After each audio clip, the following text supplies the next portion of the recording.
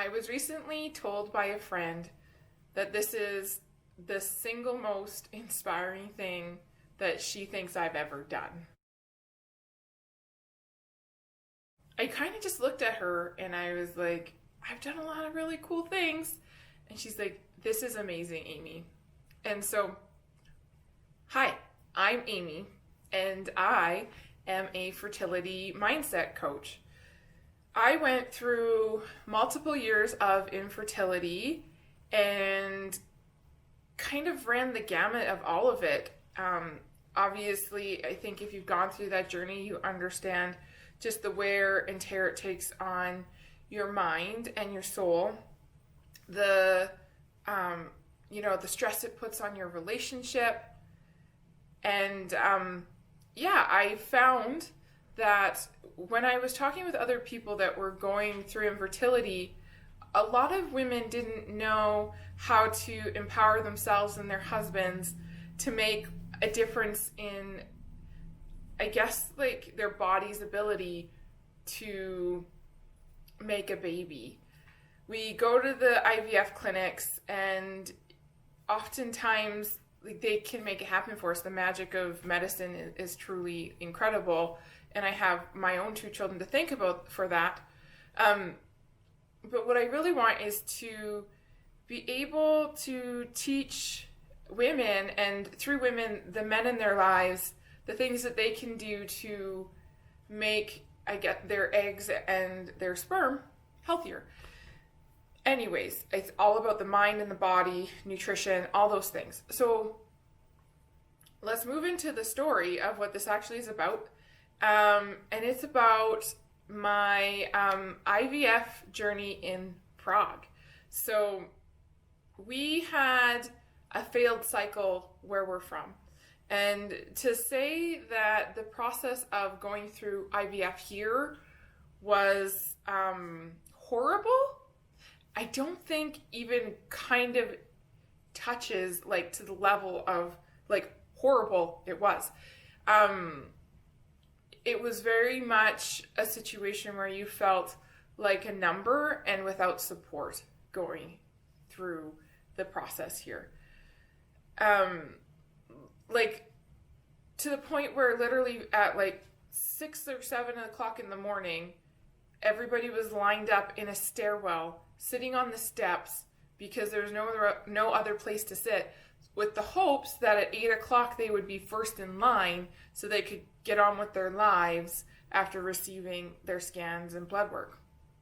Like, it was literally a cattle call situation. I don't think it could have been any more personal if it was a cow genetic clinic. Seriously. So that sucked. And coming out of it was like some of the worst time of our lives. And we have male factor infertility. And I got back on the forums and started searching and started learning about different types of, technologies and how people choose sperm. People, embryologists, choose the sperm that they use to implant into the egg. So in our first round of IVF, we had 17 eggs, 1 fertilized, transferred day 2, and it didn't take. So I knew that obviously like we really needed to figure out how we could get the right sperm into my eggs so that we could make babies. And going through this, I started learning about Pixie and IMSI, which are 2 of the, newer technologies and how they choose sperm.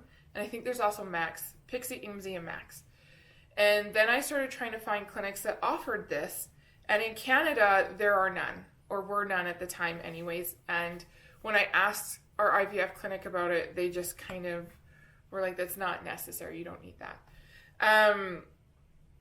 So they weren't supportive at all, which no surprise there. That's just kind of the way things had gone.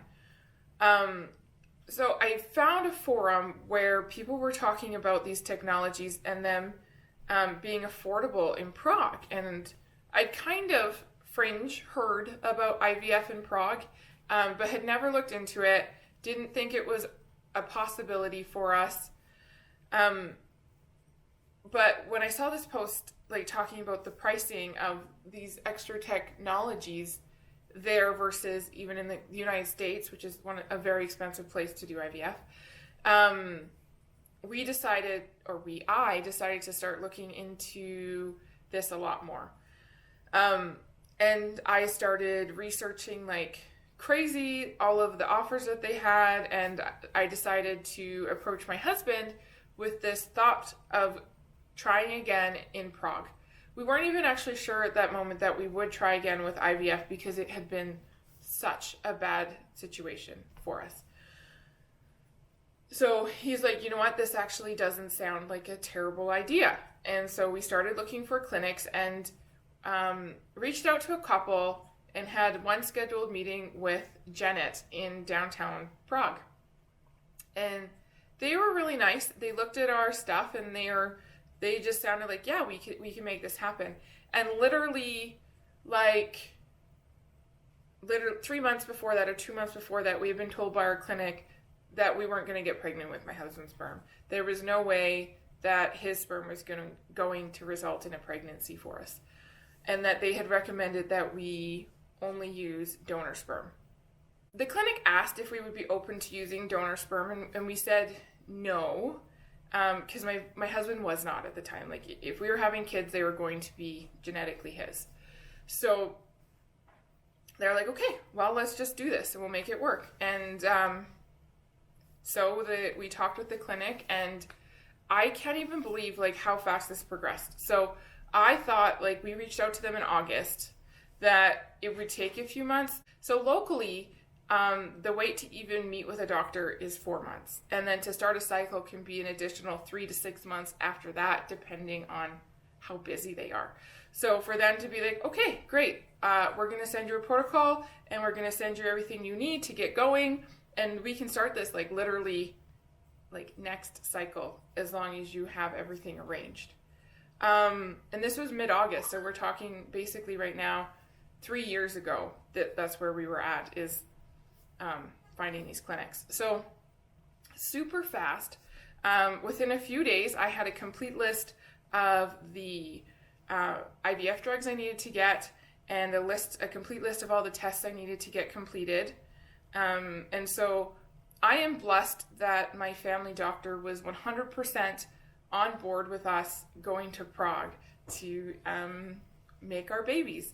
So he actually wrote for me a requisition for every test I needed. And so I saw him a lot in the process, because I would send my results in from one test, and then I would wait for results back or recommendations back from the clinic in Prague, and then go back to my doctor and then get more requisitions done for the dates that I needed them. So it was definitely a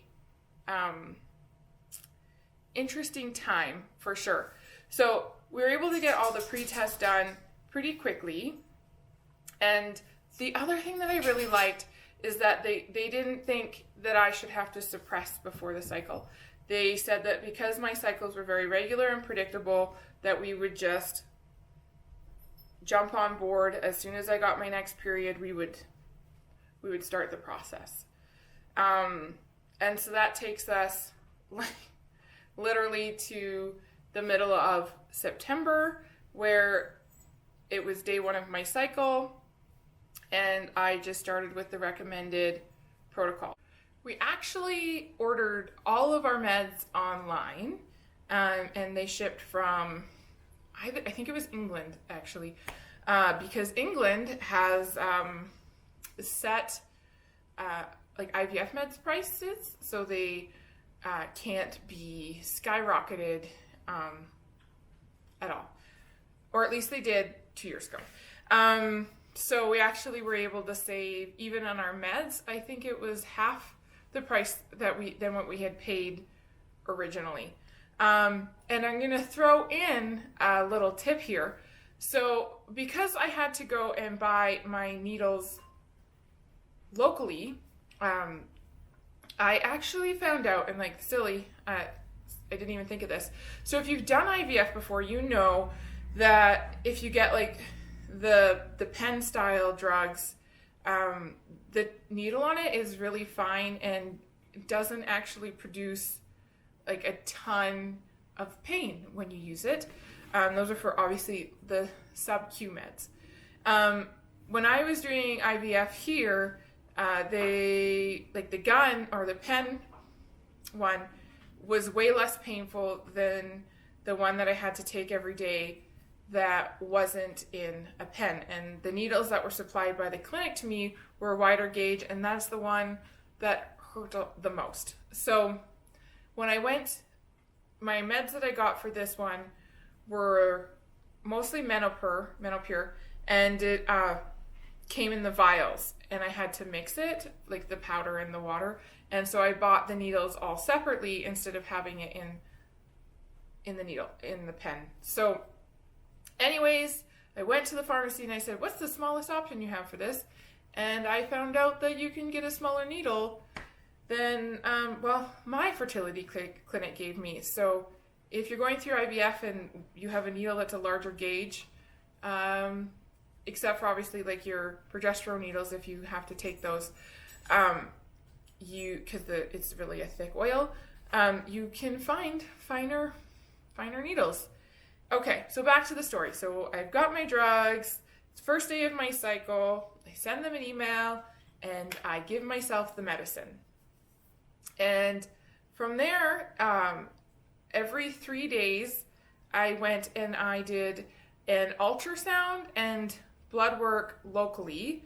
And then I waited around for me to get that information and immediately sent it off to them.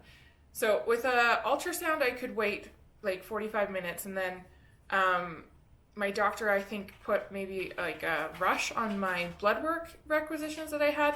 So I was able to get them, I think, within 24 hours, and then immediately would send them off to the clinic in Prague, and I would get an email back saying for me to adjust my meds if needed.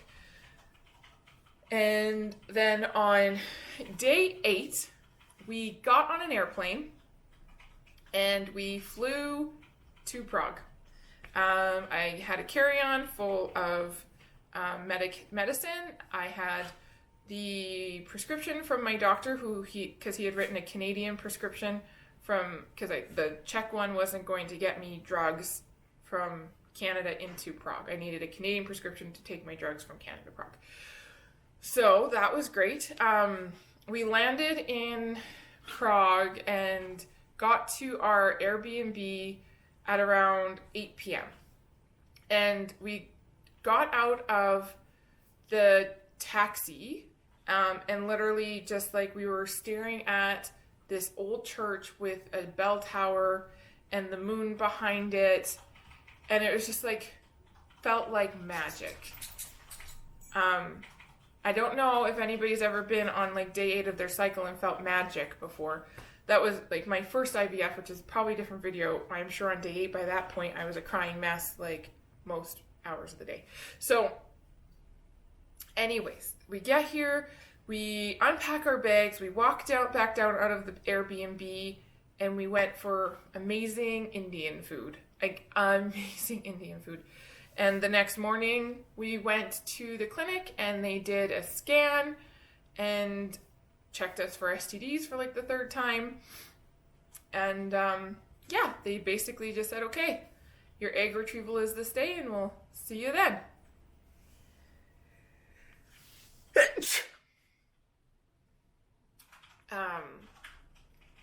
We walked out of the IVF clinic, and the first place we did, the first thing we did is we walked to, like, we were in I think we were in Praha 1, so we were in, like, Old Town, and we just started walking, and I can't even, like, you don't even think about why you're there when you're walking around this, like, magic that is, like, Prague. So it's a very tourist, obviously, place, and everything in downtown Prague has been kept, like, very, everything in Prague has been kept to look like it would have looked like 500 or 600 years ago. The buildings have been painted and very little has been updated. You'll find a few places, obviously, that have some modern touches, but it was charming and nostalgic. And so we spent those days in between egg retrieval and that appointment exploring Prague. We went to Kutna and saw, like, it's a church town and it's got a mine, so we went on a mine tour. We saw like crazy old beautiful churches that are giant, and then we saw the Church of Bones, or the Bone Church, and it's literally inside is decorated wall to wall with bones of people that died in a plague. Like, insane, like, cool things. And then by the time like you got back to supper, like, then you'd like stop, and in that moment for me, this when you would think about what was happening, you know, and like why we're here, and we start talking about it a bit again. But it was so go, and just all these things to see that you never like stopped. You're just in awe of this place. And so we had the egg retrieval, and amazing, like, I got put under for it, which doesn't happen here, and felt none of it. I just woke up, and they told me that we had gotten 12 eggs. And kind of, I was like, only 12? Because I'd had so many in here in locally. So something that is important to remember is not always about the quantity of the egg, it's about the quality of the egg. So if we can grow 12 eggs, like consistently same size, we have a better chance of them being like fertilized, basically, too. So you want to have 12 strong eggs is better than 17 eggs of assorted sizes, right? So we had 12 good eggs, as they called it, and we'd also had been told that my husband's sperm was like literally the best it had ever been, and the first time ever that he had had normal sperm ever. It was crazy. Like, honestly, like, to hear he had normal sperm was just like, I cried just in that moment, because I knew if there was normal sperm in there, there was a good chance there could be a baby coming from this, you know? Like, that's what you want to fertilize with, is normal sperm. Like, that's the ideal. A normal sperm has good DNA. So yeah, it's super funny story. I know that sometimes when I wake from anesthetic that I am fearful and I am crying and weepy. And I said to my husband, like, you need to be here when I wake up. He's like, okay, I'm just going to run to Starbucks and grab some breakfast. And it was so fast that when I woke up from like the anesthetic, he was not there. And I was just like, but I wasn't upset. Like, I was at peace with this whole journey, to the point that like I couldn't even be angry that he wasn't there when I woke up. I guess like the nurses had just been like so kind and sweet as I went under, that when I woke up, I just woke up calm and relaxed and lied there and waited for him. So my husband is pretty convinced that the reason that he had normal sperm that day wasn't all the things we did leading up to it, but because the night before retrieval we had done a tour. So in old cities, you can often do like walks of the town. We went to a monastery that had been making beer since the 1400s in that location, and Gary wanted to have a beer, and I hadn't really let him drink beer for 3 months. Or we agreed he wouldn't drink beer for 3 months, however you want to look at that. So he was like, please, and I was like, okay, have one beer. And so he had one beer made at the monastery that had been making beer for 1400 years. And so when he had normal sperm, he said it was the monastery. And to this day, he'll say the reason is the monastery, that his sperm was normal. It's a running joke, obviously. We did a lot of things. So we had normal sperm, we had a good number of healthy, mature eggs, and we left. And we spent the day in bed just hanging out and watching television, because it is uncomfortable as your body kind of like heals from that, right? And then the next day we got back up again and we hit the ground running in doing more tours, visiting more places. I think we got on trains and went to other cities, and we waited to hear about the news of the, like, how the fertilization had went. And so we got an email, because that's how they communicated with us, saying that 8 out of 12 had fertilized. And the next day, same thing. We hit the ground running, and there was no time to stop and worry about it not being successful because we kept ourselves so busy. We ate dinner in like these crazy restaurants. My husband was super excited because he was able to eat all the things that we had removed from our diet in order to get our bodies optimal for this IVF round. And he drank beer everywhere we went. I think like he had beer. We walked with beer. He drank beer. He had beer that was 2 colors, like beer and pizza, and pasta. And yeah, it was a lot of fun. I indulged a little bit more too in that time. I can't say enough about the pizza in Prague being delicious. I would go back to Prague just for pizza. And yeah, so we spent our days not worrying. And then come supper time, you know, we'd stop again, and that's really when we talked most about it, because that's when we slowed down. But every morning we would wake up to an update early in the day about where our embryos were. And going into day 3, we got a report that we're down to 6. And then it was Sunday, so we didn't know at all on Sunday, but we knew that we were going on Monday for this transfer. And we were going to onboard whatever made sense when we got there. And yeah, it was kind of hard on Sunday a bit because obviously we didn't have a report to tell us what was left. So when we walked in Monday, we didn't know. But when we walked in on Monday and we finally got to see the doctor, it was, you have 2 good embryos. We had one really good embryo and one, I guess, that was looking like it was almost a day behind. And then one that was right on track. And so they said, you know what, like, would you like to transfer 1 or 2? And I said, like, definitely just put them both on board. Like, I don't want to risk losing one. I don't want to risk, like, one not surviving the freezing process. Like, you just put them both on board. I've always felt like I could be a mom of twins and always thought that would be a really cool thing. So again, the nurses were so sweet and so kind, and the doctors were very reassuring that they were good embryos. And even though the one looked a little bit behind, like, it was still like doing exactly what you're supposed to do.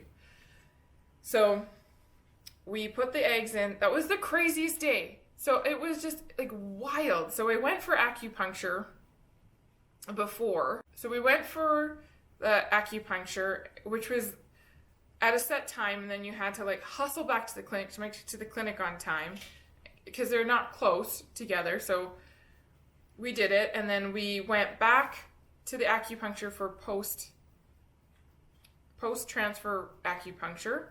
And I, before that procedure, had left my phone in an Uber or dropped it or couldn't find it. And like, I had gone into the clinic and I was like just about to get undressed, you know, and I realized I didn't have my phone. And I go like running out into the street trying to yell at Gary, who was trying to find a coffee. I couldn't find him anywhere. And I was like, okay, Amy, just go and like zen in acupuncture. And I did, and it actually, like, it was amazing, because like after Gary came back and I was finished the treatment, we got a hold of Uber, and Uber got a hold of the driver, and the driver met us and to bring the phone back, and he actually like brought his like very pregnant wife. So I kind of was like, thought that was a bit of a sign right there that pregnancy was going to be happening. And like, for someone to just like, who didn't have to even admit that they had your iPhone, to just like hand it back to you, I thought was just an amazing thing for someone to do, a perfect stranger in a big city, and like travel back, right, to come and give it to you. So a really good person. Like, we tried to even just give him money as a thank you, and he said no. Like, it was super sweet. So after the transfer, we relaxed a bit, and the day following, we kind of took it easy and kind of slowly, like, meandered around Prague and just saw a couple of things we really liked again. So we didn't do bed rest, but we also didn't do, like, anything extremely strenuating. We took the train places a lot, like on the trolley, and did a little bit of walking. It was like, again, like, this is just a magical city. And I remember feeling like a twang in my uterus. Like, it's the only way I can explain it. And I looked at my husband and I said, there's a baby grabbing on right now. And I think to this day, he thinks I'm crazy. But I know that one grabbed on in Prague. Like, it was just a very distinct feeling. And then we got on an airplane the next day and we flew to London because, like, I really wanted to see London, obviously. And I remember we had literally just stepped off a city bus right by the big arch in Hyde Park. And again, on the other side of my uterus, I felt the same, like, twang I felt the day before. And I said to Gary, I think the other one just grabbed on, or I know the other one just grabbed on. And I'm pretty sure he again thought I was crazy. But sure enough, you know, we traveled around London for a couple of days and saw some of the really, like, big sights of the city, Buckingham Palace and the Tower of London, that kind of stuff, and Westminster Abbey. It was incredible, and not a lot of time to stop and stress too much about whether or not, like, this was going to work. So I was very confident at that point that I had 2 babies on board. Like, I was pregnant. I wasn't just pupo. Like, I was pregnant, and I was bringing 2 babies home with us from this trip. And sure enough, when we got home, I didn't even wait, like, I don't even think 3 hours after getting home to go buy a pregnancy test. And I took it, and it was positive. At that point, it would have been 4 or 5 days past transfer. And it was quite positive. It was not kind of positive. It was a positive pregnancy test. It was incredible. Like, and then when we found out it was twins, like, they're like, are you surprised? And I'm like, no, like, I knew that they were there, you know?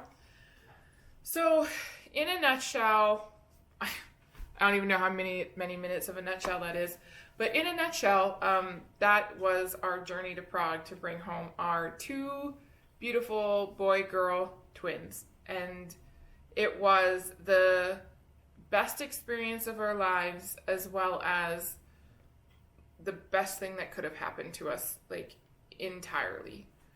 We are so blessed that we had such an amazing experience and were able to bring home our two little amazing humans. That's the story. I'm gonna go now because I'm sure, like, this is a long one. Please reach out and find me if you have any questions about going about finding a clinic in Prague or IVF abroad in general. Subscribe to my channel to see more videos on things that you can do to improve your fertility, more in my personal journey of infertility, the story of how crappy my locally done IVF was, so that you can compare kind of, like, the experiences. Follow me on Instagram and Facebook at Amy Brooke Coaching to find out more regular daily tips and tricks and mindset tools and inspiration to going through this fertility journey that you're on.